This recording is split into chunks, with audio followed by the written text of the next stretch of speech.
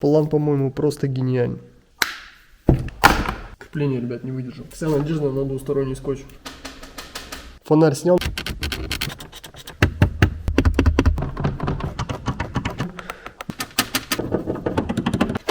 Так вот, ребят, я нашел, что брякает. Друзья, всем привет! Сегодня будем делать антискрип пластика на Chevrolet Lachetti, и из этого ролика вы узнаете, как избавиться от скрипа пластика в салоне вашего автомобиля всего лишь за 500 рублей. 500 рублей это та сумма, за которую вы можете приобрести вот такой вот огромный лист антискрипа. Это у нас Comfort-Mat Grillon. Можно взять любой другой, допустим, Шумов Specific. Я сегодня, кстати, буду работать не грилоном, а именно Шумов Specific. Попозже объясню почему. Но это просто для примера.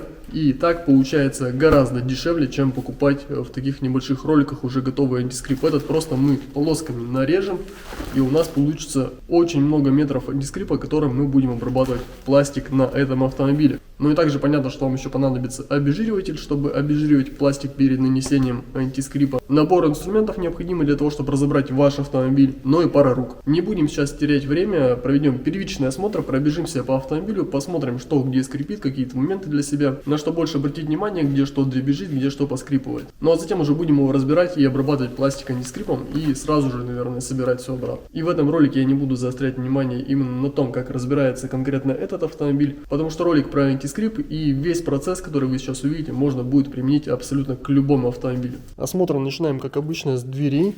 Вот таким образом пытаемся пошатать пластик, чтобы появились какие-то посторонние звуки. Вот в этом месте брякает треугольник зеркала, скорее всего на нем уже поломаны некоторые крепления, судя по тому, как он болтается. И вот здесь поскрипывает пластик. Но усилие я прилагаю сейчас довольно большое, поэтому думаю, в движении здесь ничего не слышно. Хотя двери уже зашумлены и даже сделан антискрип. По задним дверям скрип вот в этом месте. Усилие здесь прилагается совсем небольшое, поэтому этот звук, в принципе, может проявлять себя и в движении. На передней левой двери треугольник также тут немножко разболтался. Дальше переходим к торпеде, она тоже будет здесь разбираться, но в данном случае без снятия. То есть полностью разберем все, что необходимо, все, что разбирается, точнее. Проклеим антискрипом и соберем обратно. Смотрим.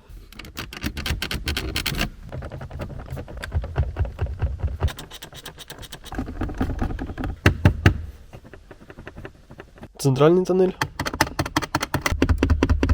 На многих автомобилях скрип еще идет из плафона подсветки, но здесь он сидит очень плотно и хорошо ничего не брякает. Но и передние стойки также у многих вот в этом месте неплотно сидят и издают определенные звуки. Здесь же тоже все неплохо. Вот такой еще интересный момент есть. Здесь уже брякает само крепление. Тоже посмотрим, что можно сделать. Но так как оно у нас здесь подвижное, двигается вверх-вниз, то будем уже разбираться по месту, что можно с этим сделать. Также крепление задней сидушки вот в этом месте. По крышке багажника немного пластик. Вот в этих местах крепления задней полки просто разболтались. Также скрипит сама полка вот в этом месте, потому что здесь мы видим, как сильно натерт пластик, несмотря на то, что есть даже кусочек заводского антискрипа с завода. Ну и самое интересное, это задний правый фонарь. Как вам такое? Поэтому, если что-то брякает в автомобиле, то не всегда это пластик, бывает, что и какие-то навесные элементы, которые находятся снаружи кузова. Вот левый сидит хорошо, бампер тоже нормально сидит. Также газовые упоры крышки багажника могут издавать определенные звуки именно в задней части автомобиля. Ну и вот такие вот демпферы крышки багажника. С этой стороны демпфера ничего не натирает, а с левой стороны почему-то вот так вот сильно протерта краска. То есть, скорее всего, крышка багажника стоит немножко неровно, постоянно трется вот об эту резинку и, соответственно, тоже происходят определенные звуки. Хотя вот так вот снаружи ничего не слышно. Возможно, в принципе, этого и в салоне тоже не слышно. Вот такой быстрый первичный осмотр мы провели. Теперь будем разбирать абсолютно весь пластик в автомобиле. Даже тот, который не скрипел, когда мы его пытались расшатать. Потому что антискрипом будем обрабатывать все равно весь пластик, даже тот, что якобы не скрипит. Но и антискрип в данном случае Шумов Specific мы уже нарезали вот на такие вот метровые полоски. Шириной примерно пару сантиметров. Начнем именно с дверей, потому что двери это, наверное, самая больная тема, потому что они постоянно разбираются, постоянно кто-то залазит в двери, и потом пластик начинает скрипеть. Так, ребят, ну как я говорил, дверь у нас уже зашумлена, это у нас Остапи Аэро, материал, в принципе, отличный, но смонтирован конечно, с такими вот большими зазорами остались даже вот такие вот отверстия. Внимание, конечно же, будем обращать не только на сам пластик, но и вообще на все элементы. Потому что проводка, допустим, вот в этом месте тоже может брякать и издавать определенные звуки. Здесь она не закреплена. Не закреплен, точнее, разъем. Сама проводка тоже находится в таком висячем положении. И закреплена вот здесь вот даже на скотч, видимо, чтобы не брякало. То есть на изоленту. Поэтому, конечно же, всю проводку мы будем заматывать в антискрип, чтобы она не брякала. Вот это у нас разъем на стеклоподъемник, и он уже с завода обработан вот такой вот лентой. Также обязательно убирайте все вот эти вот наклейки. Здесь под вибродемпфером у нас закатано. Но, в принципе, они тоже могут шуршать и издавать там определенные звуки. Не критичные, конечно, но лучше от них полностью избавиться. Дальше из интересного скрипит сам динамик, несмотря на то, что он стоит на проставке, на деревянной. Проставка, потому что полностью не упирается в металл, а смонтирована вот с такими вот зазорами. Поэтому сюда нужно будет добавить еще и саморез, чтобы она стала более плотной. Дальше под тягу открывания двери в вибродемпфере прорезано просто вот такое вот отверстие, которое с внутренней стороны ничем не обработано, и, соответственно, тяга к вибродемпферу прилипает. Думаю, летом прилипает она довольно сильно, и ручка может немножко из-за этого подклинивать. Обычно, если в вибродемпфере прорезается отверстие под тяги вот по такие, то с внутренней стороны клеится кусочек спейной резины, там 3 мм, чтобы тяга к вибродемпферу не прилипала. И интересное заводское решение, вот у нас тоже тяга замка, закрывания, открывания. Здесь с завода смонтирован вот такой вот кусочек поролона, который как бы тягу обволакивает и не дает ей слишком сильно куда-то двигаться в бок. Поэтому на этой двери тяга не брякает. В общем, с дверью все понятно. Смотрим, что у нас с обшивкой. Здесь у нас смонтирован STP-шный шумопоглотитель и есть антискрип. Я так понимаю, это Маделин, но посмотрите, как его мало. То есть он из-за того, что его слишком мало, слишком узко нарезали, начал немного гулять и, соответственно, отклеиваться. То есть обнажать край обшивки, и она в этом месте также начинает соприкасаться с металлом, и появляются определенные, опять же, скрипы. Но, в принципе, хорошо, что его здесь смонтировали. Без него было бы еще все печальнее. Потом брякают, соответственно, пистоны, но, конечно, вот такого вот бряка вы не услышите, когда обшивка будет стоять на месте. Но все равно какие-то определенные звуки возможны. Дальше здесь есть стык элементов обшивки, вот прямо за этим Маделином, который, соответственно, ничем не обработан и издает вот такой вот звук неприятный. Верхние ограничители обшивки также ничем не обработаны, просто пластик. Ну и вот этот элемент у нас из обшивки вынимается, а все, что разбирается, мы обязательно разбираем и все стыки обрабатываем антискрипом. Вот такой вот фронт работ. Давайте займемся обшивкой дверной, а потом уже перейдем непосредственно к самой двери и обработаем там всю проводку. Так, ну для начала мы убираем старый антискрип. Клей, кстати, очень хороший, остается на обшивке. Местами убирается. Затем обязательно убираем с обшивки все пистоны. В данном случае всего 3 штуки, на вашей обшивке может быть гораздо больше. Берем универсальный обезжириватель и обезжириваем периметр обшивки.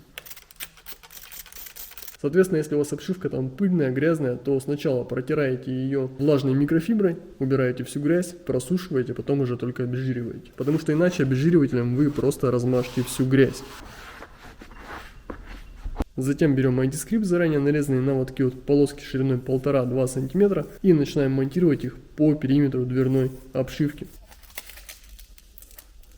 Монтировать его на самом деле довольно легко, клей хороший, поэтому просто берем подложку, отрываем подложку одной рукой, одновременно натягиваем антискрип, а второй рукой контролируем процесс наклеивания, таким образом, чтобы антискрип у вас ложился именно по самому краю обшивки. То есть дальше за обшивку не заходил, лишнее затем просто загибаем внутрь и приклеиваем также к обшивке, чтобы была дополнительная площадь фиксации антискрипа и чтобы со временем он у нас никуда не съехал. И вот таким образом обрабатываем всю обшивку по периметру. Дальше в тех местах, где у нас есть отверстие под крепление обшивки, обязательно антискрип прорезаем, потому что если вы отверстие не прорежете и будете закручивать потом саморез, то у вас антискрип просто на него намотается и соберется в такой комок. Соответственно, площадь вокруг отверстия всю обрабатываем антискрипом, чтобы не осталось пластика. И таким образом избавляем вот этот вот участок от возможного скрипа. Ну и таким образом проходимся по всему периметру обшивки.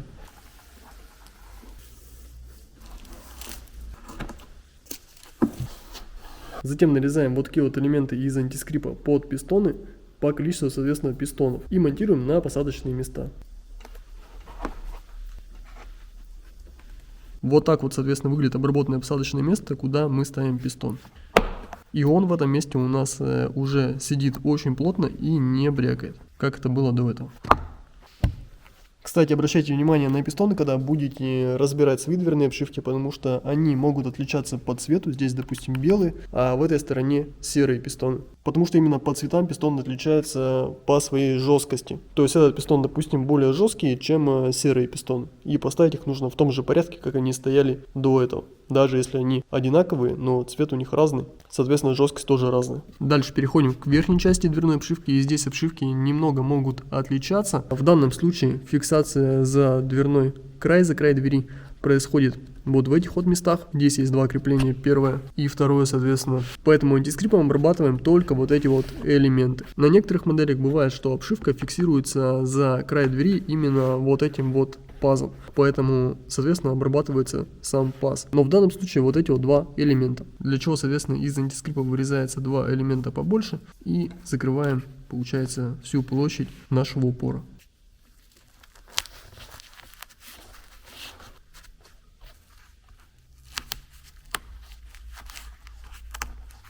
Дальше у нас есть еще вот такое вот отверстие, через которое обшивка, получается, крепится. Здесь оно было заклеено шумопоглотителем. Но, соответственно, если бы шумопоглотителя не было, то сюда бы мы смонтировали тоже антискрип. То есть вырезали бы вот такой вот элемент и, соответственно, наклеили бы на это место. Просто для примера. Затем у нас же еще скрипит пластик вот в этом месте, поэтому нужно было, конечно, сначала его обработать, потом уже клеить сверху антискрип. Но ничего страшного. Просто надрежем, отрежем вот такой кусочек и вот таким образом будем его туда заталкивать, чтобы он у нас расположился между двумя элементами. И просто его туда утопили. Теперь в этом месте обшивка не скрипит. Ну и дальше с обшивки у нас осталась еще кнопка стеклоподъемника вот с таким вот корпусом, который тоже необходимо обработать. Обрабатываем, соответственно, все защелки. По периметру ее обрабатывать не нужно, потому что здесь у нас обшивка с внутренней стороны, с наружной точнее, выполнена из велюра. Куда пластик упирается по велюру, ничего, никаких скрипов не происходит. Ну и не забываем про посадочное место. Единственный момент, антискрип вот на такие вот защелки нарезается более тонко, для того, чтобы они потом защелкнулись, потому что у антискрипа довольно большая толщина для таких защелок. То же самое касается пластиковых фиксаторов.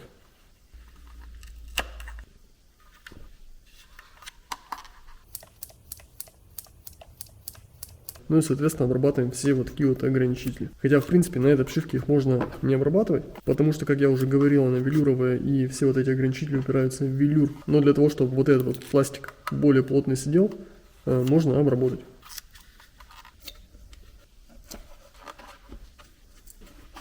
Так, ну вот, ребята, вот такой элемент у нас получился. Все защелки, все фиксаторы обработаны. Ограничители тоже обработаны. Его мы будем ставить уже после установки обшивки на место. Давайте пойдемте к двери и будем уже обрабатывать всю проводку. Так, ну сначала, ребята, избавляемся от наклеек, как и говорил.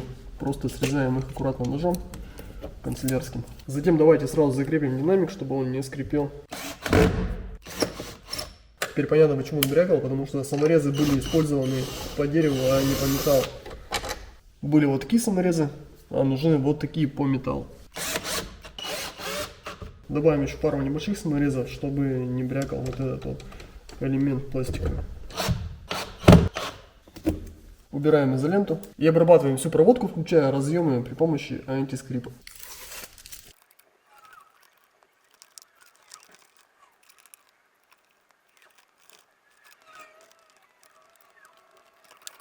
Также не лишним, ребят, будет закрепить нашу проводку к двери, чтобы дополнительно ее зафиксировать.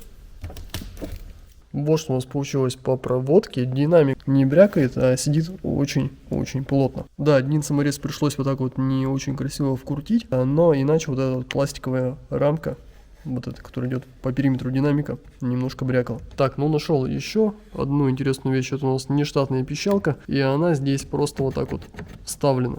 То есть никак дополнительно не зафиксировано, а просто вот так вот стоит. Есть вот такое вот движение. Сейчас будем исправлять. Можно обмотать ее антискрипом и поставить обратно, и она плотно зафиксируется. А можно использовать вот такую вот мастику от вибродемпфера. Давайте покажу второй вариант, потому что оба варианта работают.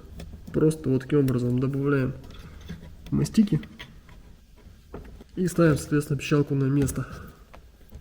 Максимально плотно. Лишнее можно убрать. Благодаря мастике она отсюда не выпадет, не будет издавать тоже никаких призвуков. Ну и дальше, раз уж мы сюда залезли, давайте забьем вибродемпфером сразу вот такие вот большие отверстия, которые должны были быть закрыты вот этим вибродемпфером, но почему-то этого не было сделано.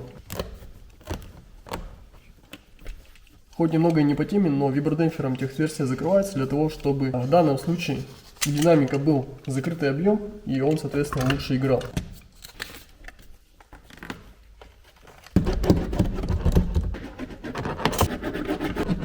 Еще хотелось бы исправить вот эту вот тягу, чтобы она не прилипала. Поэтому давайте сделаем здесь вот такой надрез. Наклеим кусочек спеленной резины на внутреннюю часть, в том месте, где у нас тяга как раз ходит, чтобы она не прилипала. Почистим ее от уже налипшего вибродемпфера. Но шов, который получился, закрываем уже вторым слоем вибродемпфера. Полегче стало ходить немного.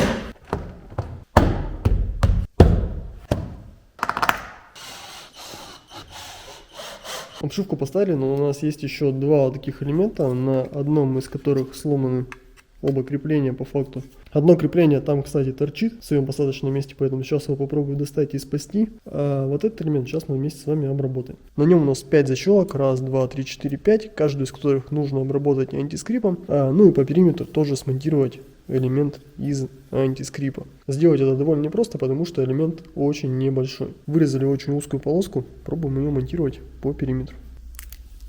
Тут также главная задача, чтобы ничего из этого не выступало за периметр. Ну, то есть, чтобы это потом после установки не торчало. На защелке все-таки я решил смонтировать мастику от вибродемпфера. Без фанатизма, по чуть-чуть на каждый элемент. Все, с этим мы закончили, можно его поставить. Очень плотно встает. Так, ну в общем, вот этот пластик, который там обломился, достать не получается. Здесь пластика нет внутри. Но у меня есть вот такой вот пистон, который сюда просто отлично подходит и довольно плотно фиксируется. Поэтому сейчас мы с него откусим лишнее и приклеим его вот сюда. План, по-моему, просто гениальный. Вот что у нас получилось. Чтобы его приклеить, берем клей и берем пищевую соду. Наносим клей, приклеиваем и посыпаем содой. Потом сверху еще заливаем все клеем. Главное ровно приклеить. Так, ну вот что-то подобное у нас получилось. Теперь она будет очень плотно держаться и не отвалится. Кому надо, пользуйтесь. Любой суперклей и обычная пищевая сода. Возвращаемся к антискрипу. Также обрабатываем этот элемент по периметру. На то место, кстати, где у нас обломанное второе крепление, можно приклеить вибродемпфер, который тоже дополнительно будет его фиксировать. Ну вот, собственно, и все. Собираем. Крепление, ребят, не выдержал. В общем, по-хорошему вот этот элемент надо менять, потому что у него крепления выполнены на самом, получается, пластике, и они просто уже обломились. А так очень хорошо фиксировался. Добавил еще антискрип в нижнюю часть, потому что этим местом упирается в обшивку. Вся надежда на двусторонний скотч. Все, ребят, звери закончили, смотрим, что у нас получилось. Вот в этом месте больше ничего не скрипит. Ну и по всему периметру тоже ничего не скрипит, но в принципе там ничего и не скрипело. А внутри двери мы все сделали. Этот элемент сидит плотно. Единственное, вот этот пластик, конечно, лучше поменять, потому что он сейчас держится в данный момент на двустороннем скотче. И держится так себе посредственно очень. С первой дверью закончили. В принципе, я думаю, вам понятен. Я сейчас аналогично разберу оставшиеся 3 двери, обработаю их антискрипом, соберу обратно. Делать это я буду уже без камеры, но если там будет что-то интересное или что-то новое, то обязательно вам покажу. Затем подразберу салон и покажу, как обрабатывается весь остальной пластик. Если честно, я думаю, будет гораздо легче, но всегда с такими автомобилями просто не бывает. Точнее, не с такими автомобилями, а с автомобилями, в которые уже кто-то лазил. То есть автомобиль там не проехал 100 тысяч километров и сам по себе начал скрипеть, там, брякать. С ними гораздо проще. А здесь уже кто-то лазил, кто-то что-то делал. В двери кидали проводку, как-то ее не зафиксировали, не обработали антискрипом. И все это приходится делать. Если бы обрабатывали только пластик, то было бы все быстрее. Кстати, давайте сразу покажу, пока я не забыл, чем отличается Шумов Specific от других антискрипов. Не знаю, насколько видно это на камеру, но вот это вот Comfort-Mat Gorillon, а вот это вот Шумов Specific. И Шумов Specific гораздо плотнее. Даже на ощупь это чувствуется. То есть посмотрите на его толщину и посмотрите на Gorillon. Да, где-то Gorillon будет лучше работать, допустим, на каких-то тонких там защелках небольших пластиковых, но в целом на пластике мне больше нравится именно Шумов Specific, потому что он более плотный, более толстый, соответственно, более износостойкий. И это на самом деле даже заметно вот снаружи. Не знаю, опять же, как вам видно на камеру или нет, даже при визуальном осмотре Specific выглядит гораздо плотнее. Но можно использовать любой антискрип, и Gorillon, и STP Modelin будут прекрасно работать. Это уже чисто мой выбор, и из антискрипов я предпочитаю именно Шумов Specific. Вы же можете выбрать любой другой, который найдете в магазине, и тоже прекрасно с ним работать. Погнал разбирать тачку, скоро увидимся. Так, ребят, ну все, оставшиеся 3 двери я закончил. Сейчас быстро раскидываем багажник, раскидываем стойки центральные и продолжим делать антискрип. Также разберем крышку багажника. По остальным дверям ничего интересного не было, было все абсолютно то же самое.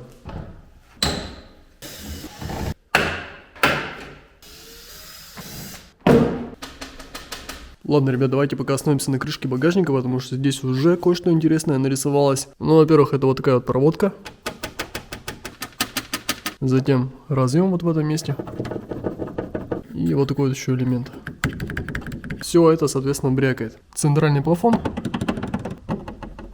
Судя по проводке, здесь стоит САП, поэтому даже вот в этом месте у лобового стекла, точнее у заднего стекла, пластик будет дребезжать от сабвуфера. Но по крышке здесь все стандартно. Здесь работаем так же, как и с обшивкой с дверной, по периметру, под пистоны и на все элементы.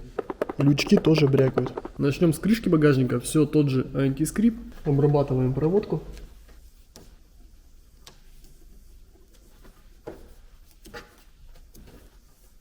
Обязательно ее крепим. И она у нас больше здесь уже не брякает. Вот такие вот элементы тоже рекомендую обработать антискрипом. Именно вот пластик вот такой вот торчащий. Потому что, когда вы поставите обшивку, здесь он может прижаться опять же пластиком. Обшивка может его поджать и в этом месте, соответственно, будет побрякивать. Затем проводку, которая уходит туда, вот в крышку багажника вглубь, там ее замотать никак не можем, но можем в этом месте зафиксировать вот таким образом. Фиксируем проводку, чтобы она вот здесь не терла о металл и, соответственно, тоже не брякал. Переходим ко второй части, наклейки все убираем, проводку обрабатываем. И обязательно фиксируем. Вот этот элемент, смотрите, он ходит с завода и замотан в поролон, но все равно брякает именно вот этими вот краями своими острыми. Но вы уже знаете, что делать. Все, и отправляем его туда домой, где он был. Здесь тоже можно все подмотать аккуратно. Вот такая защелка у него, просто сдавливаем с двух сторон, но она вылазит. Клеим сюда вот такой вот элемент из антискрипа. Можно добавить на саму защелку. И ставим его обратно. Все, он у нас не брякает. Еще немного вот эти вот пистоны издают небольшой звук, но сейчас мы их подлечим. Для этого опять же достаточно просто мастики. Мастику здесь использую, потому что так немножко побыстрее, чем антискрипом. С крышкой багажника закончили, вот так все это выглядит. Теперь переходим к центральному плафону.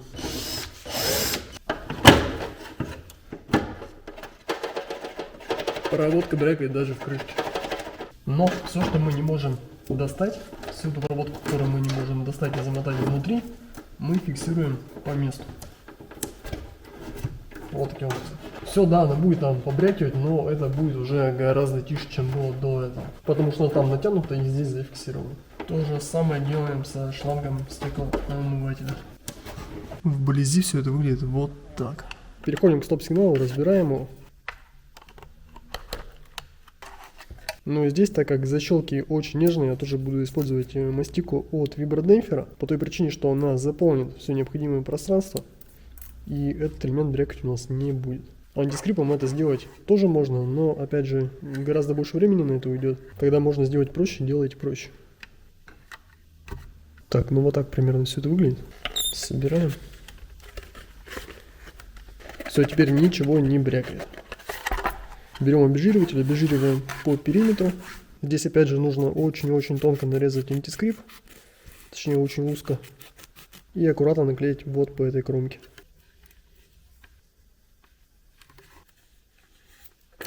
Затем два элемента клеим на посадочные места, через которые прикручивается стоп-сигнал. И вот сюда, вот на эти ребра жесткости. Вокруг направляющих также все заклеиваем, потому что вся вот эта площадь соприкасается с металлом. Все, вот так он выглядит, можно его ставить на место. Все, теперь он брякать больше вообще никогда не будет.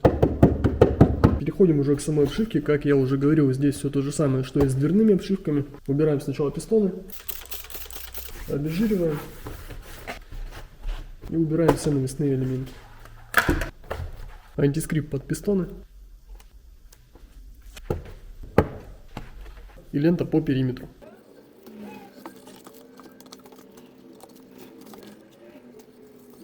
Вот эту вот верхнюю часть, соответственно, мы не обрабатываем, потому что в большинстве случаев вот эта вот обшивка задняя, она верхней частью никуда не упирается. То есть либо висит в воздухе, либо там есть специальные проставки войлочные, куда она упирается, вот этой своей верхней частью. Поэтому ее не обрабатываем. Опять же в данном случае. Дальше нарезаем две полоски. В вашем случае может их быть больше на направляющие. И на первый взгляд казалось бы, что обработка этой обшивки у нас закончена, но на самом деле это не так. Обратите внимание вот на эти вот места, сейчас поймете почему.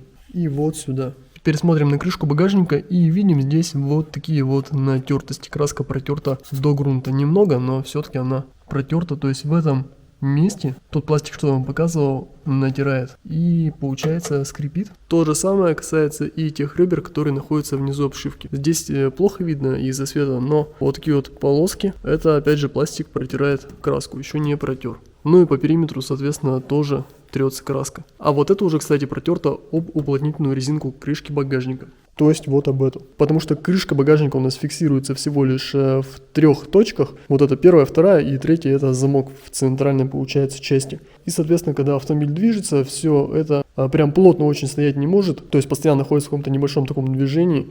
И, соответственно, краска у резинки протирается. Вот еще, кстати, интересные места, тоже очень сильно протерта краска. Берем антискрип и дорабатываем.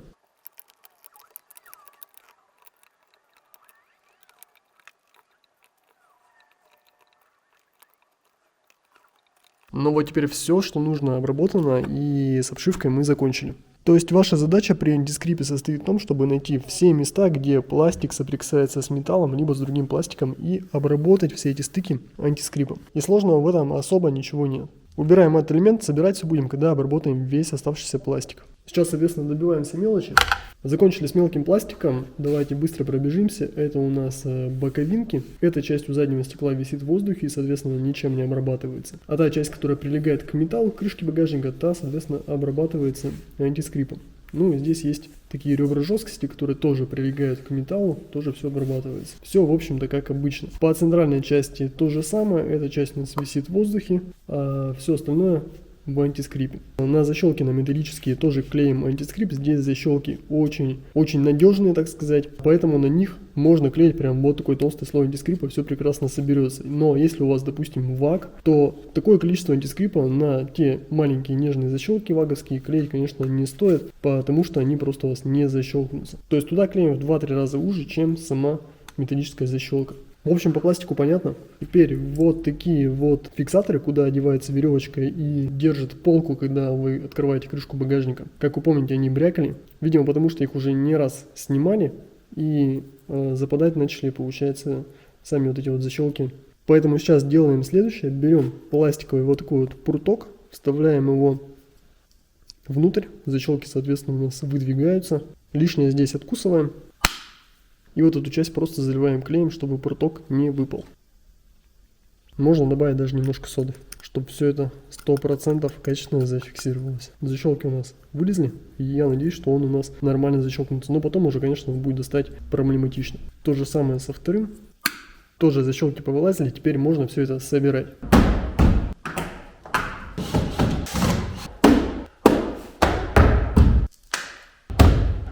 Все, ребят, с крышкой багажника закончили. Вот эти вот элементы стали нормально. И я бы сказал даже, что отлично. Потому что они вообще мертво сидят. Вот это немножко шатается, но в целом сидит нормально. Лучше гораздо, чем было. Разбираем весь остальной пластик. И сейчас посмотрим, что с фонарем.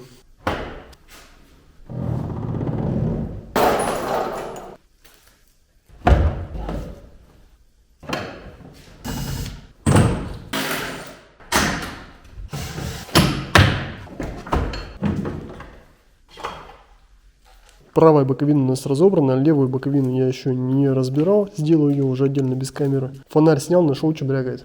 Значит, у фонаря в правом углу, который брякал, есть два фиксатора металлических, вот таких вот штыря, которые входят, соответственно, в две вот таких вот пластиковые втулки, которые уже вставляются в кузов. На вот этих элементах есть вот такие уплотнительные резинки, точнее их остатки, которые уже высохли, поотваливались, и из-за этого в том числе вот эти вот втулки брякали. Ну и износ по самим вот этим вот пластиковым фиксаторам, не знаю, видно или нет. Вот это брякает в металле, а вот это брякает в пластиковой втулке. И по-хорошему их, конечно, нужно поменять. Но мы попробуем с ними что-нибудь сделать, чтобы это все фиксировалось и не брякало. Сейчас с фонарем разберемся, потом вернемся к пластику. По пластику тут, в принципе, все то же самое. Вообще пластик обрабатывается весь по одному принципу. Поэтому пластик уже, наверное, покажу готовый результат. Убираем остатки резинок. Берем спененную резину толщиной 3 мм. Красного цвета, может быть черного цвета, но здесь его видно не будет. Первая. И вторая. Поставим их в кузов и будем надеяться, что они там зафиксируются, потому что резина более толстая, но при этом более пористая. И я думаю, за счет этого люфт должен пропасть. Для вот этих же креплений возьмем опять мастику и обработаем их мастикой. Так, ну во втулке тоже добавил мастики, думаю, все это когда соберется, брякать уже не будет. Пробуем. Ну вот эти втулки сели просто отлично.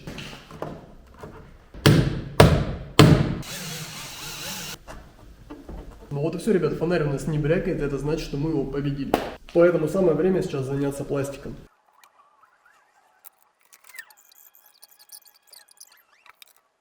Так, ну вот этот элемент мы по периметру вот в этих вот местах не обрабатываем, потому что здесь у нас мягкая боковина багажника, а в этом месте пластик металла тоже не касается, потому что здесь у нас идет уплотнительная резинка проема дверей. Все остальное, все что нужно, мы обработали. Боковая обшивка состоит из двух элементов, поэтому обязательно их разбираем, чтобы между ними тоже проклеить антискрип.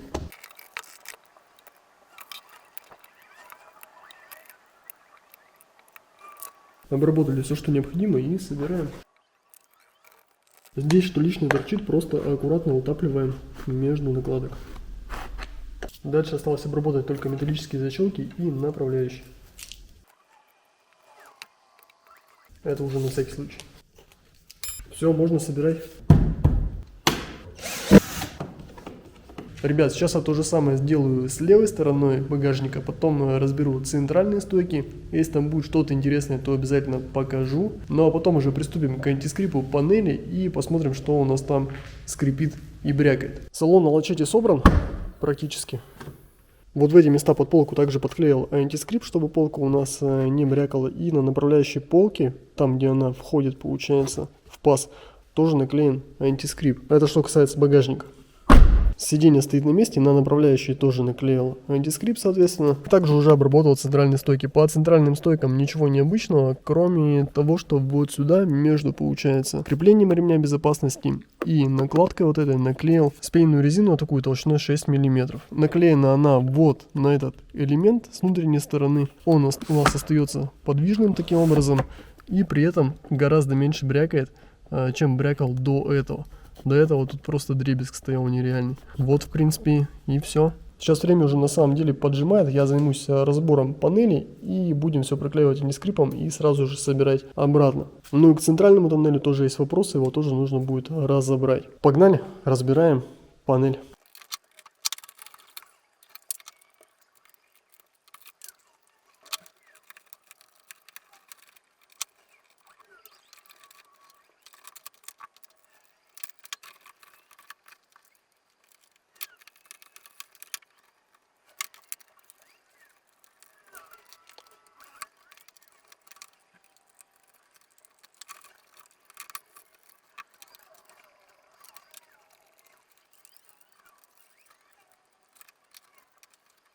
Панель разобрал настолько, насколько это было возможно. Сейчас все будем проклеивать антискрипом и собирать обратно. Владелец автомобиля, кстати, когда приезжал, говорил, что брякает что-то спереди, слева и непонятно что. Так вот, ребят, я нашел, что брякает.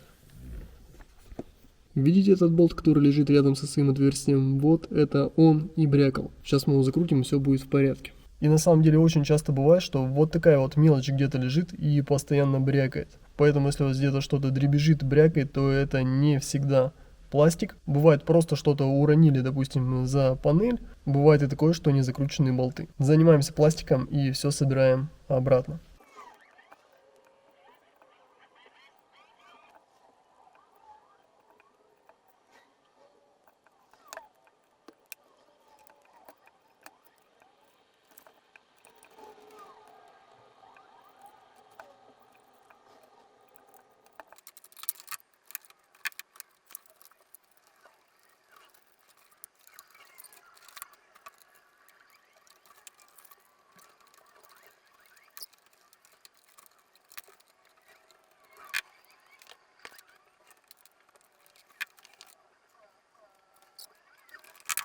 Бардачок мы не достаем, потому что через него прям проходит провод, видимо, на антенну или еще на что-то. Поэтому достать из салона возможности его нет.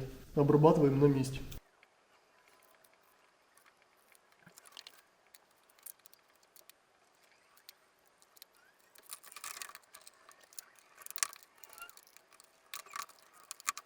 Друзья, ну вот и все, я думаю, на этом можно выпуск про антискрипт заканчивать, потому что там не будет больше ничего интересного, будет все то же самое. Берем пластиковый элемент, обрабатываем его антискрипом и ставим на место. Попутно, конечно, не забывайте обрабатывать проводку антискрипом, но и смотреть, чтобы ничего лишнего нигде не лежало, как, допустим, вот этот болт, который лежал за обшивкой стойки, и там брякал. 1 квадратного метра вам вот так вот хватит, чтобы умотать пластик на практически любом автомобиле, поэтому приобретайте материал и делайте свои автомобили тише и комфортнее, потому что скрип, дребезжание пластика в салоне действительно очень сильно раздражает. И я думаю, благодаря этому ролику многие поняли, что сложного в этом ничего нет, нужно всего лишь разобрать, проклеить и собрать. Но есть такой момент, делайте антискрип пластика только в том случае, если у вас автомобиль действительно скрипит, либо вы делаете полную шумоизоляцию и попутно делаете антискрип. Потому что если пластик в салоне вашего автомобиля не скрипит, не дребезжит, не издает каких-то звуков, то не нужно этим заниматься. Просто не трогайте автомобиль, и пусть он себе спокойно ездит. Фотоотчет, кстати, по этому автомобилю, да и по всем другим, которые заезжают на шумоизоляцию, можно, как обычно, посмотреть в моем телеграм-канале.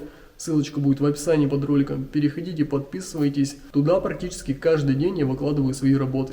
Ну, если у вас остались какие-то еще вопросы по антискрипту, то также обязательно напишите в комментариях. И если вы еще не видели ролик большой про антискрипт, там где я рассказываю не только про моделин, про тканевый антискрипт, но и про другие варианты, то обязательно его посмотрите, ссылка также будет в описании. Ну и не забудьте подписаться на канал, поставить лайк и написать комментарий, потому что комментарии очень помогают в продвижении роликов. Вам спасибо за просмотр, до новых выпусков. Добью панель, отдам машину и поеду домой отдыхать. Пока.